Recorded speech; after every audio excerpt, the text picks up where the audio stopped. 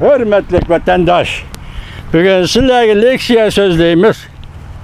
Leksiya sözleşigende bir karar, Amerika Qo'shma Shtatlarının bir kararı. Belki sizlerge hal kılığıç bir kadem Uygurum. Sizlerge şunday kunlar yetip keldigandak turdi Uygurum. Bu haberini sizlerge yetkizimiz hem tahlil qilamiz. Bugün sözleydigan leksiyalarimiz tüvendik leksiya. Onundan avvalchi sizlarga gap qilsak. 2020 yıl 7. ayının 3. günü haftaki cuma. Bugün sizlerge sözleydigan leksiyamiz Washington'dan başlanadi. Washington'dan Sadaqaji Ro'za leksiyada Sadaqaji Ro'za hürmetlik vatandaş. Sen hayacanlandın nima? İnsanda biz, vatandaşım insanda biz. Bugün yaka tünügün Perşembe Amerika Qo'shma Shtatlarının 70 Devlet Meclisi a'zolaridan 74 nafar Devlet Meclisi a'zolari Amerika Qo'shma Shtatlari hukumatiga Mike Pompeo Devlet İşler katibi Mike Pompeo'ga xat yozib Xitoy Kompartiya hukumatining Şinjan'da sodir qilgan jinoyatlarini bekitishni talab qildi ve bununla haydakchilik qildi. Bu jinoyatlarda ikki ism yoki ism jinoyatning ismi eg'izga ilindi. Birinchisi irq tozalash, ikkinchisi insoniyatga qarshi jinoyat sodir qilish, uchinchisi planliq tug'ut. Uyghur ayollarını mecburlap, planlık doğutqa mecburlap, nüfus ahali, Uyg'urning nüfus ahali sonini kamaytirish qatorliq masalalar. Bugün sizlarga shu to'g'rida leksiya so'zlaymiz, hurmatli vatandosh. Undan keyin tabriklaymiz Amerika Qo'shma Shtatlarining ata shanba 7. ayning 4. günü Devlet müstakilliği, Amerika Qo'shma Shtatlarining devlet müstakilliği gününü tabriklaymiz vatandaşlar. Leksiya shuningga munosabatlik amsa diqqat qilishlar mavzuni boshlaymiz. Amerika Devlet Meclisi partiya a'zolari hukumatga haydakchilik qilib, Jungoning Şinjandagi zo'ravonlikning darajasini bekitib, alakadar amaldorlarni jazolashni talab qildi. Mavzuli xabar 7. ayning 3. günü Amerika ovozining Xitoy tili programmasi e'lon qildi. Xabar mundaq boshlandi.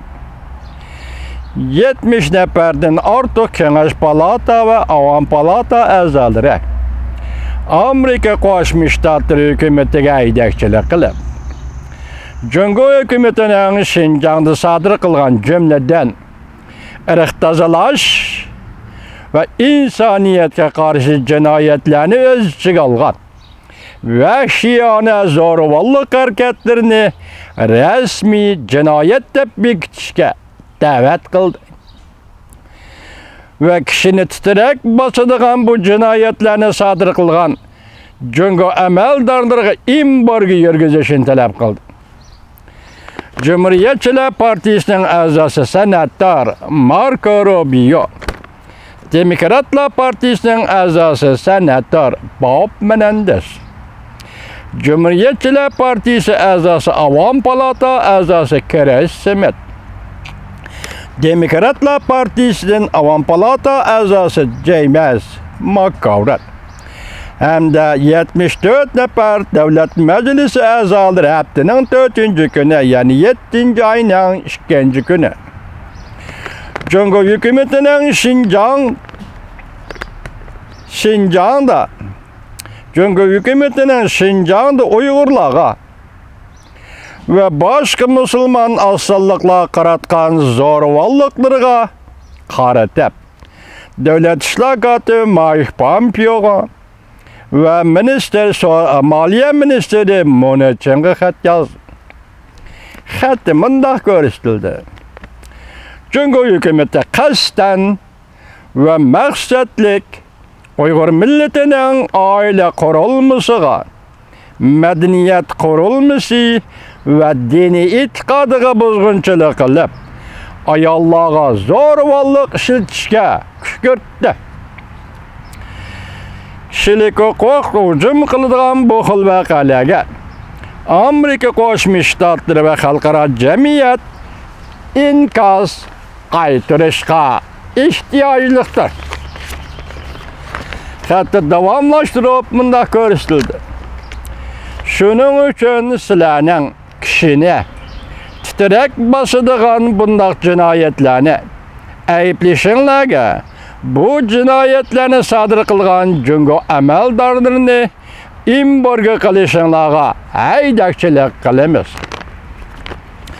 Buningdan boshqa biz hukumatning resmiy qaror chiqarib, yani Müslümanlar qaratgan cümleden irq tozalashni o'z ichiga olgan vahshiyona zo'ravonliklarga jungo hukumatining mas'uliyatni ustiga olishini bekitib berishinglarni talab qilamiz.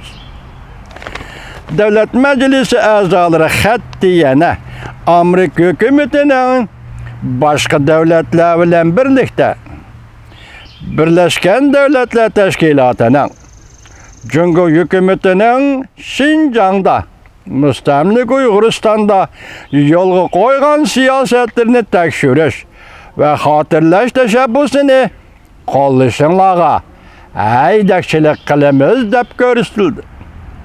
Xattiyani mundaq ko'rsatildi.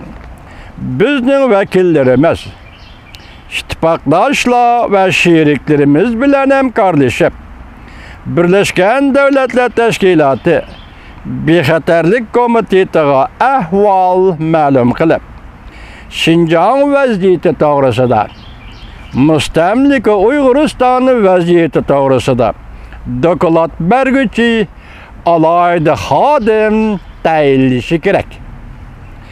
Davlat Majlisi a'zolari xatda mundaq dedi.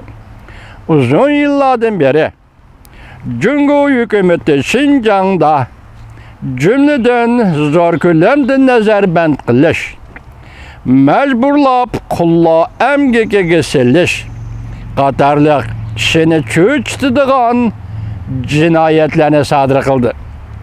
Hozir harakat qo'llanadigan vaqt yetib keldi. Diqqat vatandoshim, Davlat Majlisining Amerika Qo'shma Shtatlari Davlat Majlisining 74 nafar a'zosi hukumatga Davlat ishlar katibi Mike Pompeo'ga yozgan xatida mundaq chaqiriq qildi. Diqqat vatandosh, hozir harakat qo'llanadigan vaqt yetib keldi.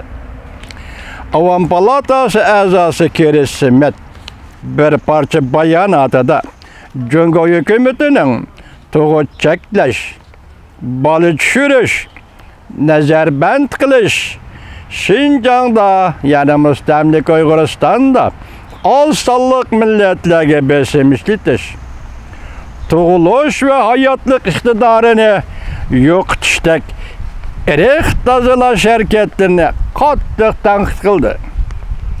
Christopher Smith Avam Palata a'zosi Jungo hukumati Amerikaning ve xalqaro jamiyatning qattiq ayblashlarini derhal qabul qilishi lozim.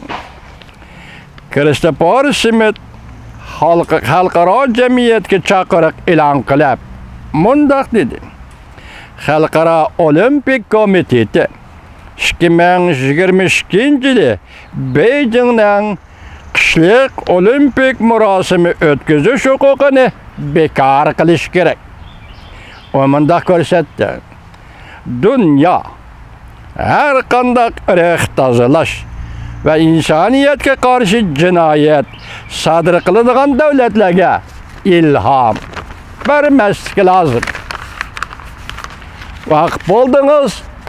Davlat Majlisidan oxiri jaranglik sadovatlarga chiqdi vatandosh. Cinayet bekitish nimidan derak berdi? Enen aldı kaynedi bu işler nimeden direkt biri dikkat kılan hürmetlik vatandaş. Bolup mu Cunakay siz ço? Siz mi dikkat kılıyorsun Cunakay?